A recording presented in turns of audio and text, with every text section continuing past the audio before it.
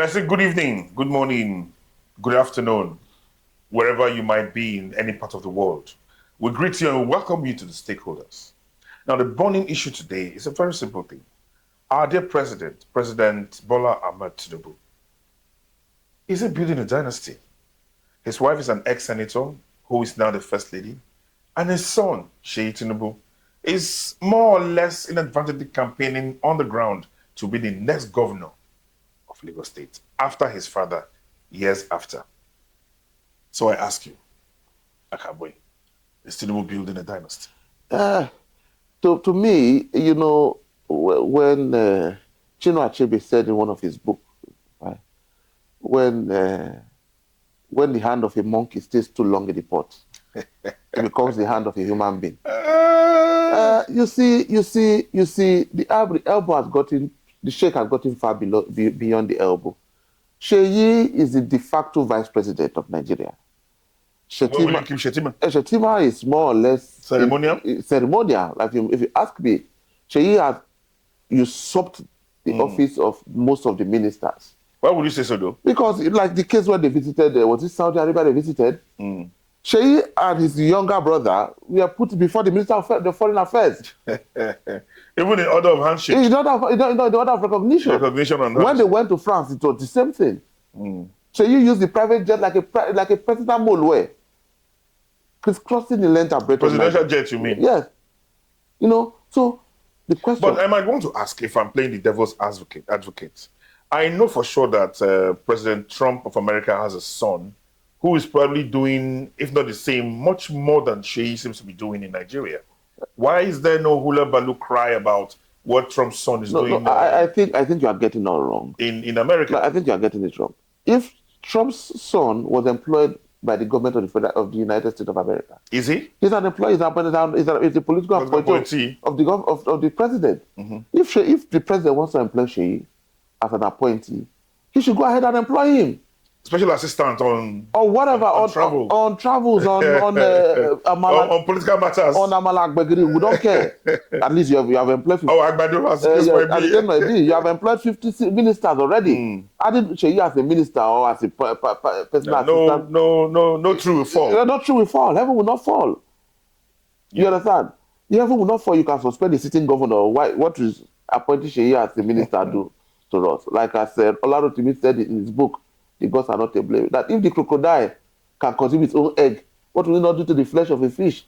So if Sheyi is made the prime minister, a minister or a vice president or whatever, executive vice president as well. But because of, you see, and that is where I want to just talk about the revenue control in River State, in Lagos, and inadvertently in the whole of Nigeria at the moment. President Tinubu is... But when you say revenue control, do you mean internally generated revenue expenditure? I'm getting there. Okay. I'm getting there. You see, Tinubu is dishing out contracts to Chaguri and the Chaguri brothers. The same guys who were banned some time ago by like the way you give candies to a child. He started by giving them the Lagos Calabar Express Road. This was the same company that's a mega this project. This was a company that couldn't handle the airport road in Benin. You are giving them a Lagos to Calabar coastal road. The death without due process, no BP and no BPP procurement. Was it even approved by the Senate? It was just a gift to the Chaguri. While we are still shouting on that, he has approved another project for development of a port. So the same body. And guess who is a member of the board of the Chaguri company? Sheyi Tinubu. Sheyi Tinubu. Where is this port located? I think it's in Lagos.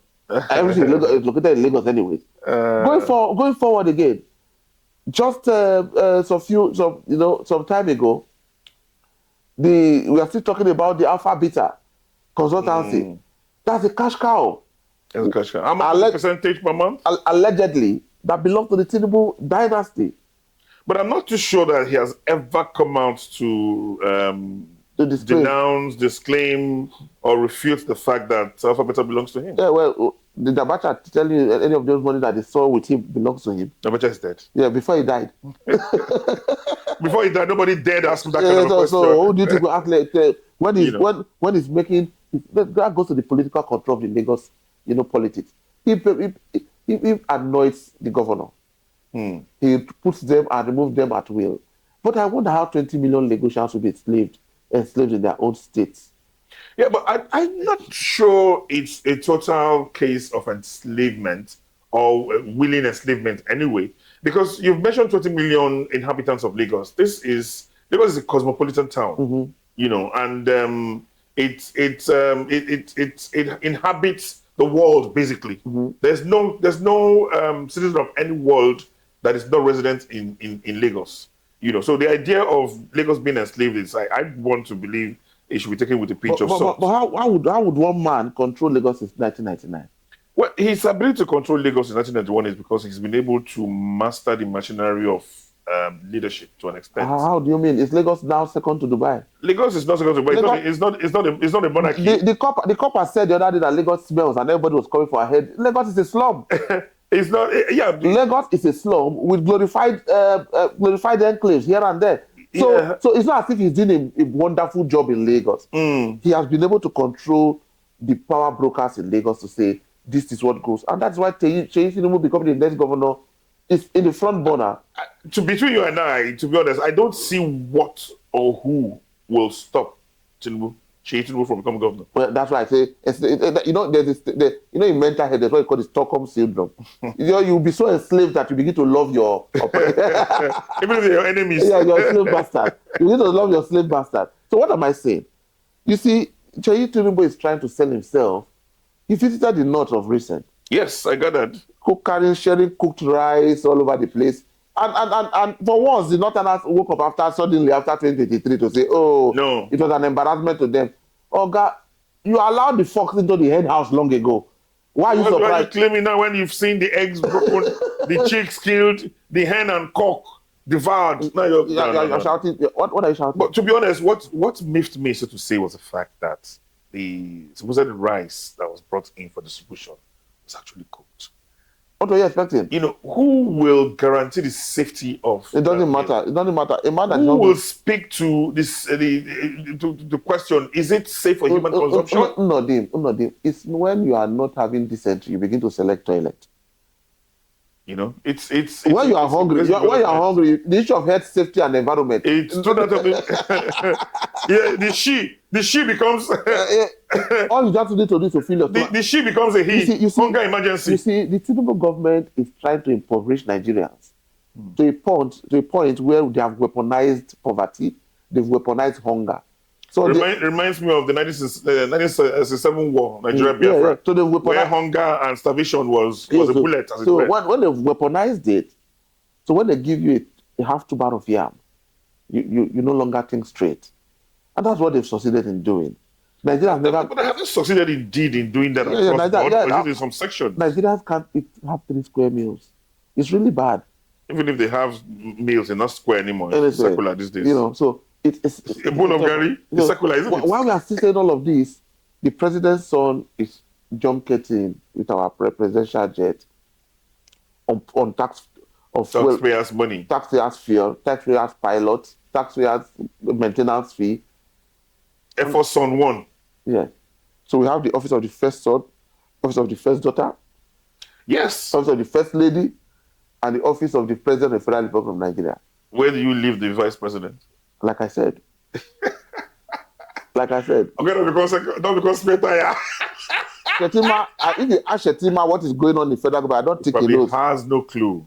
I don't think he knows. Seyi Tinubu has more power. You know, so, you know, this is a man, you see, when Tinubu was running, or when he just became president, the news in the UK broke out that what does Seyi Tinubu do to afford the house of £11 million in London? He's the president's son. Is that an occupation? That's a job. You know, Benima once told me, he said he has 4 children. And when they asked him, so what does your daughter do to afford this kind of thing? He said she makes clothes. And the other one, she's a teacher. And what about the other one? Says she's a headmistress. And your son, he lives abroad. Is that a job? Is that a job? So you can see. So it is really a sad one. It's a sad one. And Senators are on one hand sharing $5,000 among themselves. That is, Sheikh Tinubu is on the other hand. So I don't know what name to give it. It's a banana republic. You know, when Nnamdi Kanu called it a zoo, we were all up in arms calling for Nnamdi Kanu's head. Is this not different from Animal Farm by George Orwell? All animals are equal. But some animals are more equal than the others. In George Orwell's book, we are running a banana republic. There's no law. Every man is a law unto himself. The president can sit down and say, I suspend this governor. My friend. Whether it's legal or illegal. Yeah, my friend, go and sit there. Then the Senate on its own. It's, please, we discussed we discussed the Senate last time. I don't think they are enforcing the record. You know, Goodluck said the other day, I said, the way you guys are running the country, investors will be scared to bring their money here. Isn't that what is happening? That is what is happening. So, as we can see, we have a situation where we are like in a state, we are in a state capture anyways. We have been captured as a people. The presidency is in Tinubu's pocket. The funny thing is, we've been captured and it's done legitimately. Yeah, the judiciary is in Tinubu's pocket. The legislative arm is in Tinubu's pocket. The security forces, they are all in Tinubu. His pocket might be so big. You know, it doesn't have ordinary pocket, it has like bada. Now, how do we liberate ourselves? What is the way out? Well, some people, persons have been calling for revolution. It could be political revolution. It could be social revolution. It could be like, it could be a media revolution, like the lady, the NYC lady who spoke about and said, and she was crying that until recently, she had not been independent. She's lived under her father's roof, but all of a sudden, she's independent and she can't even buy a crate of egg. You know, so you need that consciousness. You need such words to go out. But Nigerians are so law-abiding that if a quarter or 1/10 of what is happening in Nigeria should happen, like in Kenya, for instance, I'm not sure if there's any geographical entity that should be called Nigeria today. The kind of things that have happened in Nigeria in the past, give or take 10 years. You know, these things happen, we fold our arms, and then we'll go with the poor man's balance. It go better. Yeah, I think our threshold for tolerating nonsense, it gets wider by the day. Yeah, but remember, there's a limit to which you can push a ship. It will bounce back. Well, we have been pushing on since 1967. It will still bounce back. It's a matter of time. I don't know. But the funny thing is, the people, they say the children are the leaders of tomorrow.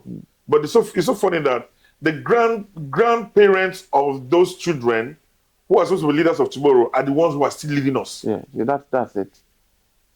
So the way out is like I always appeal to Nigerians. You have to be interested. You have to participate. You have to allow your stomach be the only connection to your brain. That when something gets into your stomach, your brain thinks well. So sometimes make the sacrifice to say, no, let's demand for good governance. Don't allow people to deceive you that, oh, I am Igbo, I am Yoruba. When they want to steal your money, there's no tribe. The money doesn't have tribe on it. When they want to give themselves contract, there's no tribe. But when they want to use you, they will now realize that you are Christian and this one is a Muslim. It still boils down to the social revolution. We wear our bishops. Which ones? The fake ones. You know, one prominent Nigerian leader, religious leader, has been under fire for the past 2 weeks. Yes, he accepted the pro vice chancellorship position. Is that not Kuka? No. There's one other Pentecostal, allegedly. The flying dove. The Gen Zs are not taking it easy. They are not taking it easy. You see, do you think these Gen Zs indeed are the ones to liberate this country? I think they are. They are. And because they're very brazen. They don't care. They don't care. Like the ones they say, like, by your mama be this. Now your mama be this so. Now mama be this so. You know. Now your mama. You see, I think they should take that feedback home. I don't think they tell the president this feedback when they get out to say, I was embarrassed today in Agbo. I don't think so. I think if they tell the president, oh, but these people were embarrassed today in Agbo today, they begin to say, what can we do? I don't think that feedback gets to Mr. President. I think to an extent that it does get to him. I think it's a matter of picking your battles and picking your wars. And then looking at who your friend is and who your friend is not. So you can see the idea of Mr. President not being aware is not the kind of equipment I would like to work with. You know, I don't think it holds water. Like I said, it chooses what he wants to do. It's not possible that he has commissioner of information, he has commissioner of communication, Minister. he has commissioner of internal affairs, he has commissioner of external affairs. They all have publications departments. And I do not think that somebody who is so politically astute like the president is not aware of what is happening. There cannot be. You see, with when you have a little bit of mental health knowledge or working and the mental experience, you discover that it gets to a certain stage in life, and cognitive memory begins to fail you. Begins to fail. I'm not saying anything. And then early stages of Alzheimer's and dementia begins to play. Body dementia, hide and seek here and there. So I think that we should at this point as Nigerians come together. Let nobody deceive us that the Igbo is against the Yoruba is against the Igala, the Igala is against the Efiks and against the Hausas. We, the masses, against the political elites. The minute you know that, the minute you believe that, you'll understand peace. So from me, it is good night. Till we catch you on another segment. Have a nice night. I'll say just one word. No, 2 or 3 actually. Do not disenfranchise yourself. Be it politically, be it socially, be it at home, be it anywhere. Open your eyes. Open your eyes. My name is Inodem. Have a good night.